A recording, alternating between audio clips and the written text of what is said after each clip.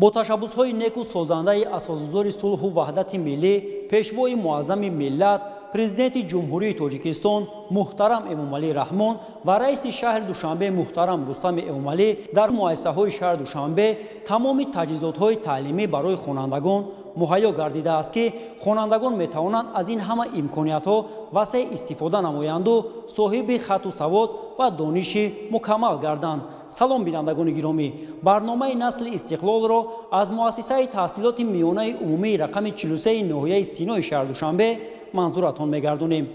باید گفت که در این مؤسسه چندین طالب علمان صاحب استعداد و با علم و دانش تحصیل می‌نمایند و در چندین آزمون‌های ناحیوی، شهری و جمهوریوی سزاوار جای‌های نمایان گردیدند. در جهان معاصر را آوردن با مسئله نورسان و جوانان استفاده از امکانیت‌های ذهنی و جسمانی آنها یکی از شرط‌های نائل شدن به انکشاف استوار دولت و جامعه میباشد. همیشه از جانب دولت و حکومت بهر بلند برداشتن سیاست دولتی جوانان تمام شرایط‌ها فراهم آورده شده است و بهر رسیدن به قله مراد تمام نیروی خود را جوانان ما سفربر نموده ایستادند. این است که نسل استقلال وطن همیشه کوشش به خرج می‌دهند که پیوسته در تکاپو باشند و علم‌های زمان معاصر را از بر نموده در برابر نسل جوان دولت‌های ترقی کرده دنیا گام‌های استوار گذارند. دولت و حکومت نیز پیوسته در این سمت برنامه و استراتژی‌ها را قبول نموده بهر نسل نورس راه همواری را باز می‌کنند. با اقدام و غمخوری‌های حکومت کشور و پیشوای معظم ملت پرزیدنت جمهوری تاجیکستان محترم امامعلی رحمان بهر سزاوار استقبال نمودن جشن‌های دولتی و استقلال کامل مملکت در کشور یکچند آزمون المپیادهای جمهوریوی را به راه ماندند. آزمون جمهوریوی فروغ صبح دانای کتاب است. تاجیکستان وطن عزیز من، علم فروغ معرفت، تاج سر جمله هنرهاست علم و دیگر آزمون المپیادها را به راه ماندند که نسل نورس کشور با خوشنودی از این اقدامها استقبال نموده پی آموزش و خواندن کتاب، از خود نمودن دانش‌های زمان معاصر، دانستن زبان‌های خارجی، بای گردانیدن فاند لغوی و واقف گردیدن از صنعت و فرهنگ ملی قدم به پیش می‌گذارند. این نوبت ما قهرمان‌های برنامه نسل استقلال را از مؤسسه تحصیلات میانه عمومی رقم 43 ناحیه سینای شهر دوشنبه انتخاب نمودیم. یکی از قهرمان‌های برنامه نسل استقلال احتمزاده فاطمه میباشد که در المپیاد از فن زبان تاجیکی غالبیت به دست آورده و دور جمهوریوی راه خواهد گرفت. دانستن زبان دولتی به هر یک شهروند جمهوری تاجیکستان سری وقتی و مهم ارزیابی می‌گردد. باید هر یک ما زبان دولتی را خوب دانیم. اگرچه ما زبان دولتی خود را بهتر و خوبتر می‌دانیم، می‌توانیم دیگر زبان‌های خارجی را نیز خوب از خود نماییم. نفری که در پهلوی ما است در المپیاد از فن زبان و ادبیات تاجیک اشتراک نموده سزاوار جای‌های نمایان گردیده است. من در المپیاد فنی از فن زبان و ادبیات تاجیک اشتراک کردم که دور اول این المپیاد در مؤسسه گذشت که من سزاوار جای اول گردیدم و در دور ناحیه‌ای باشد سزاوار جای دوم گردیدم و به دور شهری راه گرفتم و در دور شهری نیز سزاوار جای نمایان شدم. شما در این المپیاد 3 دورش را پس سر نمودید با موفقیت و تیاری شما به دور جمهوریوی است. بگویید که شرط‌های آزمون چگونه بود و این آزمون در کجا برگزار گردید؟ آزمون دور شهری در لیسه با نام عمر خیام برگزار گردید. البته همه رقیبان ما با تیاری جدی آمده بودند. من نیز با یک تیاری خوب رفتم که توانستم سزاوار جای نمایان گردم. در این المپیاد شرط‌ها چگونه بود؟ در المپیاد شرط‌های آزمون چنین بود: نوشتن اسه، لغت، تست از فن زبان و ادبیات. من به این همه سوال‌ها توانستم خوب جواب گویم زیرا با تیاری خوب آمده بودم. فاطمه، شما در نزد خود مقصد گذاشتید که پس از المپیاد از فن زبان و ادبیات تاجیک باز اشتراک نمایید در دیگر آزمون المپیادها. بله، من میخواهم در دیگر آزمون‌هایی که در سطح کشورمان برگزار می‌گردد اشتراک فعالانه داشته باشم. از قبیل فروغ صبح دانایی کتاب است، علم فروغ معرفت، تاجیکستان وطن عزیز من و دیگر آزمون‌ها. آزمون المپیادهای جمهوریوی امکان فراهم آورد تا نسل نورس با مطالعه کتاب و صیقل دادن دانش و مهارت ذهنیشان رو آورند. شهزاده جوانزاده در المپیادای فنی از فن زبان روسی اشتراک نموده 3 دور این المپیادا رو با سری بلند جنبست نمود و به دور جمهوریوی راه خواهد گرفت. شاهزاده شما در المپیاد از فن زبان روسی اشتراک نمودید و با گرفتن جای نمایان مشرف گردیدید. بگویید که در کجا شما آمادگی دیدید و کدام آموزگاران شما رو خوب آماده ساخت در این آزمون؟ اولا تئوری من از مؤسسه ما سر شد که ما با همراهی معلمان فنی خود جدی خوب تئوری دیده بودیم. بهتر باشد بعد از غالب گشتن در دوره نهایی المپیاد از فن زبان روسی ما با رقیبان خود که آنها نیز سزاوار جایها گردیدند در مرکز رشد و استعدادهای ناحیه سینا شرکت ورزیده. در آنجا هر روزه تئوری خوب جدی دیده تحصیل می آموختیم، تحصیل می نمودیم و بهتر باشد بعد از اشتراک در دوره شهری المپیاد زبان روسی ما اشتراک نموده در آنجا نیز غالب گشتیم و بهتر باشد در مرکز رشد استعدادهای شهر دوشنبه از فن زبان روسی در آنجا نیز تحصیل می نموده می آموختیم و زحمت هایی که ما در طول همین وقت کشیده بودیم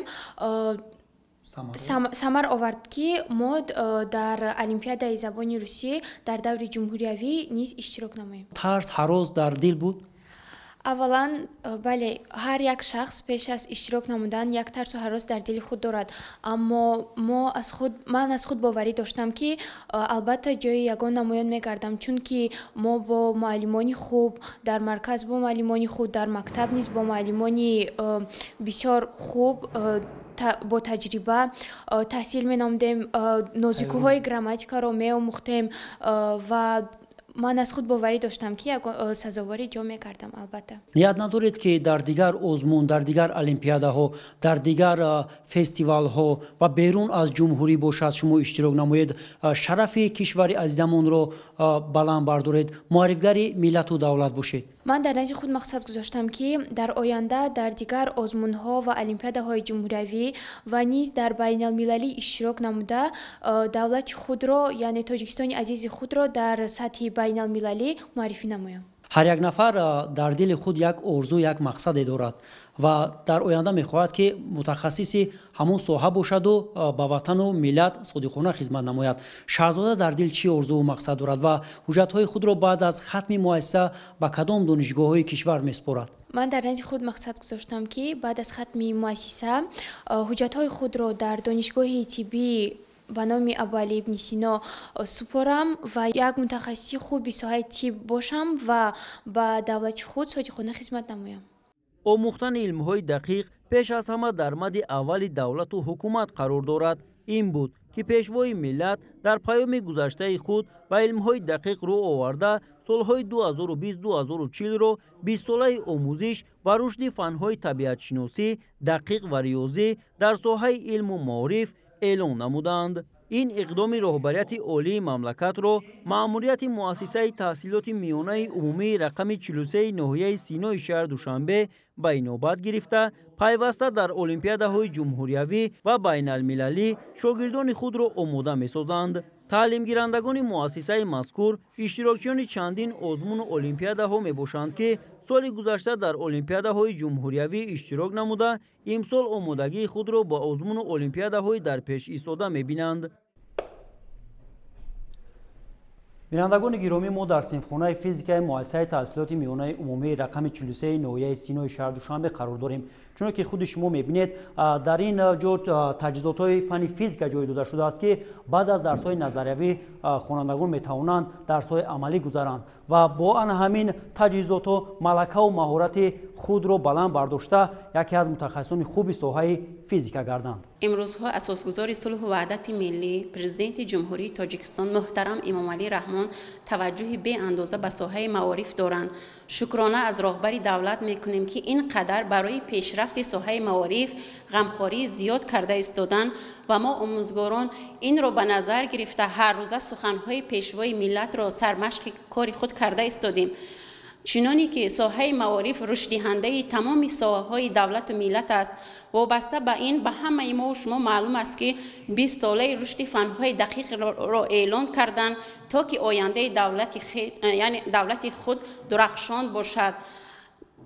و چنانی که شاعر بزرگ رودکی گفته است دانشان در دل چراغی روشن است و از همه بد بر تن تو جوشن است و ما هر روزه آموزگاران همه خوانندگان را به علمهای دقیق شوق و رغبتشان را زیاد نموده ایستادیم تا که آنها در عرصه بین المللی معرفتناکی دانش خودشان را نشان داده توانند. آموزگار پیش از همه باید شخصی باشد که کسب خود را دوست دارد. آموزگاران مؤسسه بالا ذکر شده همیشه به تعلیم و تربیت نورسان و جوانان مشغول می باشند.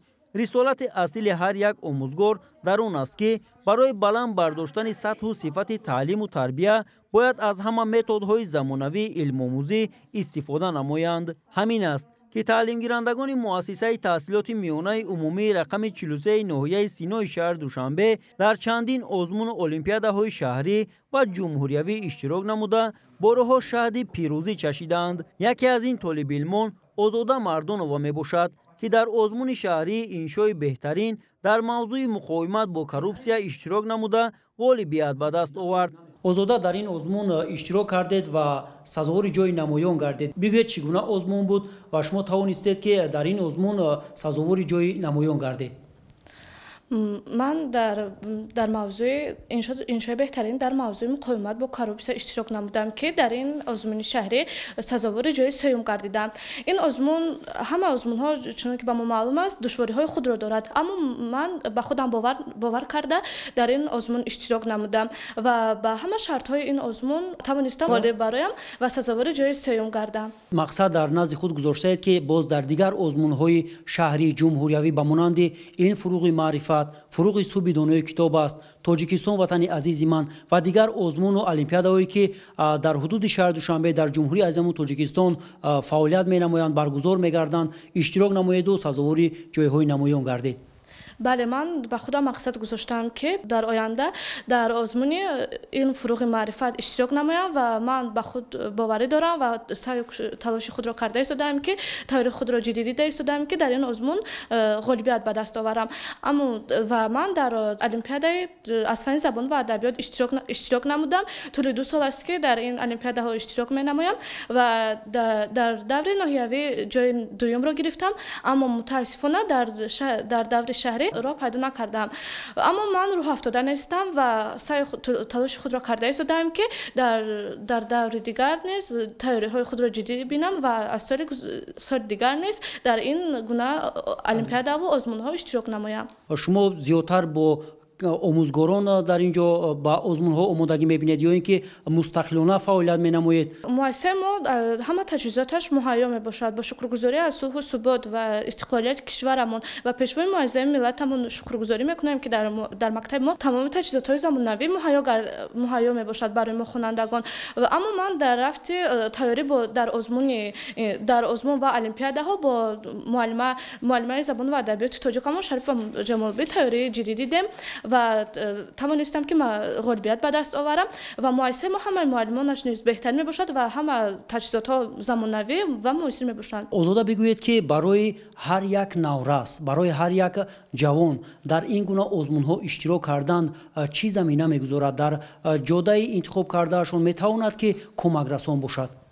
هر یک نورس باید حق دارد که باید در همین گونه آزمون ها، چرابینی ها، المپیاده ها فعالانه اشتراک نماید، چون که هر یک نورس وقتی که در همین آزمون ها اشتراک می نماید می تواند که فاند لغوی خود را بازگرداند و باید در همه آزمون ها فعالانه اشتراک نمایند، چون که در سال زندگی میکنیم که همه چیزها به ما زمانوی مهیا می باشند و باید هر یک نورس خوانندگان در این گونه المپیاده ها و آزمون ها و چرابینی ها فعالانه باید اشتراک نمایند.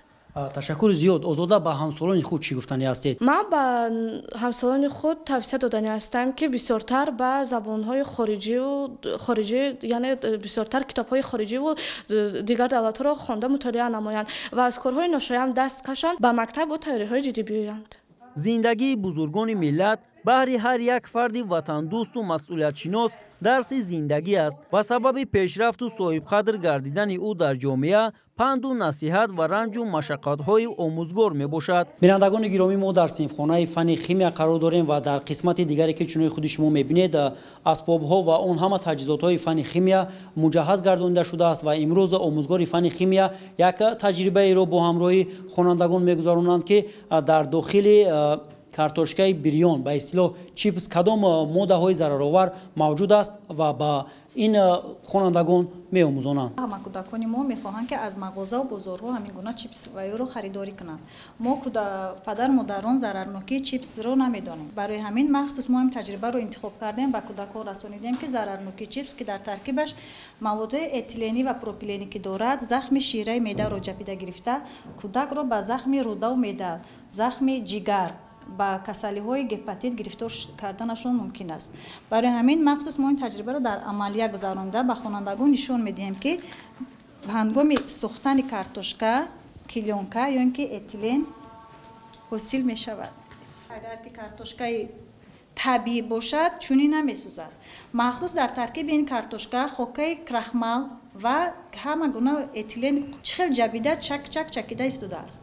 шумо дар асл дида истодед ки гази карбонат ва гази гидрогенӣ чӣ гуна хориҷ шуда рафта истааст. ана ҳамин шираи меъдае ки дар таркиби ин дида истодед ин метавонад шираи меъдаи кӯдакро ҷапида гирад ва ба рӯдаву ҷигари вай осеби махсус диҳад. кӯдакро метавонад ба касалиҳои гепатит ба забони ва ё бигирем зарпарми гуфта гап мезананда вай гирифтор шуданаш мумкин аст. хуб мешуд ки аз анамин харидорӣ анамин гуна маводҳои химиявие ки ба забони салса ва ё ки ҳастанд ино дар таркибашон килёнка доранд пластмассо омехта мекунанд анамин гуна мавода бинед ки чихел сӯхта истодааст ба монанди килёнка вай мешаваду шираи меъдаи кӯдака рӯдаша санг дар таркиби ҷигараш талхаш санг дар талха пайдо мешавад ҳобилаҳои ғадуди ва ёшона зарарнокияш бисёртар аст. бинандагони азиз инҷо таҷрибае ки гузаронида шуд боз ҳам ба ҳар яки мо нишон медиҳад ки он ҳама маҳсулотҳое ки аз мағозаҳо кӯдакон харидорӣ менамоянд ва истеъмол менамоянд ба саломатии онҳо зараровар аст ва барои падару модар тавсия дода мешавад ки аз ин ҳама маводҳое ки дар мағозаҳо ба фурӯш гузошта мешавад худдорӣ намоянд. дар муассисаи мазкур омӯзгорони собиқадор ва пуртаҷриба фаъолият менамоянд ва муассиса бо техникаву технологияи илмомӯзӣ муҷаҳҳаз буда раванди дарсҳо дар шакли назарӣ ва амалӣ гузаронида мешавад. насли истиқлоли кишвар аз ин ҳама имкониятҳои муҳайё гардида самаранок истифода мебаранду шахси бо илму маърифат гардида ба ватан модар содиқонаву софдилона хизмат менамоянд. соли 2023 барои ҳам таълимгирандагони муассиса ва ҳам барои омӯзгорон соли бисёр хуб буд ва дар ин сол тавонистанд хонандагони мо дар якчанд озмунҳо иштирок намуда соҳиби ҷойҳои намоён гарданд. коллективи омӯзгорони муассиса доимо дар саъю кӯшиш ва талош ҳастанд то ки хонандагонро барои иштирок дар олимпиадаҳо дар озмунҳо омода созанд. ва дар соли 2024 ният дорем ки сафи чунин хонандагон чунин иштирокчиёни озмуну олимпиадаҳоро зиёд намоем ва то даври ҷумҳуриявӣ рафта сазовори ҷойҳои хуб гарданд. инчунин маъмурияти муассиса нақша дорад ки дар соли 2024 хонандагонро барои иштирок дар озмунҳо ва олимпиадаҳои байналмилалӣ омода созад. агар ҳар як омӯзгор дар ҳақиқат омӯзгори асил бошад ва барои дар таълиму тарбияи насли навра саҳм гузоштан кӯшиш кунад метавонад ки баъзе хонандагоне ки хоҳиши таҳсил надоранд ва ба корҳое ки ба он созгор нест мувофиқ нест даст мезананд ҳатто аз он роҳҳо баргардонанд хонандагонро ва дар ин қадар шароити хубе ки барои мо фароҳам аст ин қадар озмуну ин қадар чорабиниҳое ки ҳаст онҳоро аъзо намоянд ва тавониста бошанд садди роҳи баъзе корҳои ношояме ки аз ҷониби хонандагон мешавад садди роҳи онҳоро гиранд ва дар рӯҳияи таҳаммулпазирӣ хештаншиносӣ ва ватандӯстӣ тарбия намоянд насли наврасро. наврасону ҷавонони пойтахти кишварамон парчами ваҳдати миллӣ сулҳу амнияти пойдор ва азму иродаи созандагию бунёдкориҳоро баланд афрохта доимо дар сафи пеши созандагони ватан қадам мегузоранд. ҷавонони мо бо ватан ملت، زبان و نیاگان سربلند خیش افتخار می‌نمایند و حفظ دستاوردهای استقلال دولتی، تمامیت ارضی و امنیت و آسودگی تاجیکستان عزیز مقصد و مرام زندگی آنها میباشد. امروز در مؤسسه ما تمامی تجهیزات‌های تعلیمی مهیا است و از این همه امکانیت‌ها آموزگاران ما وسیع استفاده نموده شاگردان را در روحیه وطن‌دوستی و خویشتن‌شناسی تربیت می‌نماید. شاگردان ما در چندین المپیادهای ناحیوی، شهری، جمهوریوی اشتراک نموده سزاوار جایهای نمایان گردیدند. ما آموزگاران جوان کوشش می‌نماییم که همه ملکه و مهارت خود داریم صرف نماییم طالب علمان را صاحب علم و دانش گردانیم. تعلیم گیرندگان مؤسسه تحصیلات میانه عمومی رقم 43 ناحیه سینای شهر دوشنبه کوشش به خرج می‌دهند که از این همه امکانیت هایی که برای آنها مهیا گردیده است ثمراناک استفاده برند و دانش و ملکه ذهنیشان را زیاد گردانند. مریم ابراهیمова خواننده صنف نهم مؤسسه مذکور در المپیاد از فن زبان روسی اشتراک نموده موفقیت به دست آورد. مریم، شما در المپیاد از فن زبان روسی اشتراک نمودید و با گرفتن جای نمایان مشرف گردید. بگویید که چگونه بود؟ رقیبان شما در اونجا با کدام تیاری ها آماده بودند و این آزمون در کجا برگزار گردید؟ دور اول المپیادا در مکتب برگزار گردیده بود که من سزاوار جای یکم گردیدم و دور دومی المپیادا که در لیسه با نام عمر خیام برگزار گردید جای سوم سزاوار جای سوم گردیدم و با تیاری های خیلی زیاده با دور سوم نیست که در لیسه با نام عمر خیام برگزار گردید سزاوار جای سوم گردیدم و من کوشش کرده استادم که در دور جمهوریوی المپیادا سزاوار جای یکم گردم. در آینده در یگان آزمون دیگر نیز اشتراک کنم و به سزاوار جای نمایان گردم. مریم، اگرچه ما در مؤسسه صاحب دانش میشویم، صاحب علم میگردیم و باید هنری رو نیز دارا باشیم، شما کدام هنر رو دارا هستید؟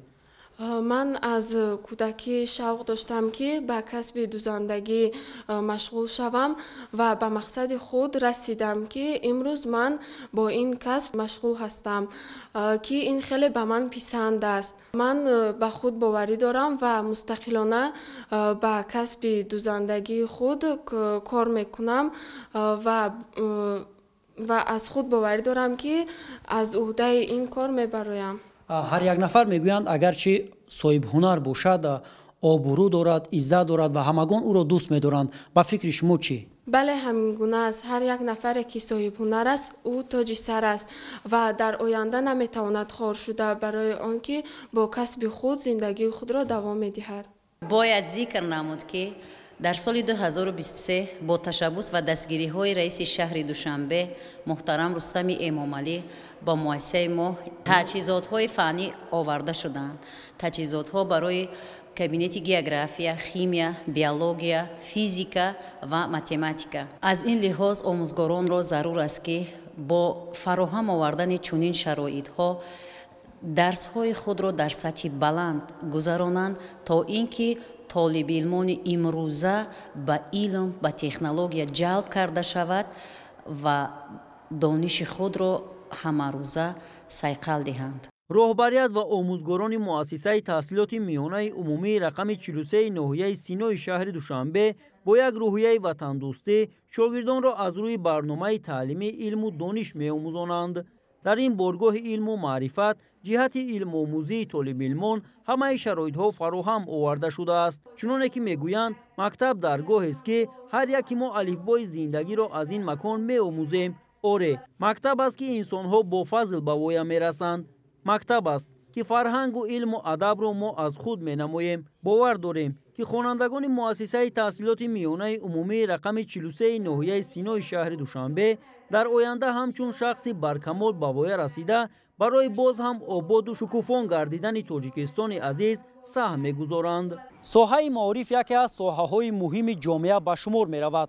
сарвари давлат низ дар паёмҳои хеш ҳамеша ба ин соҳа диққати ҷиддӣ зоҳир менамоянд то тамоми имкониятҳоро барои наврасону ҷавонон муҳайё гардонанд. Наврасону ҷавонони мо бояд аз ин ҳама имкониятҳо васеъ истифода намоянду соҳиби донишу илму амал гарданд ва дар арсаи байналмилалӣ тавонанд муаррифгари миллату давлат бошанд.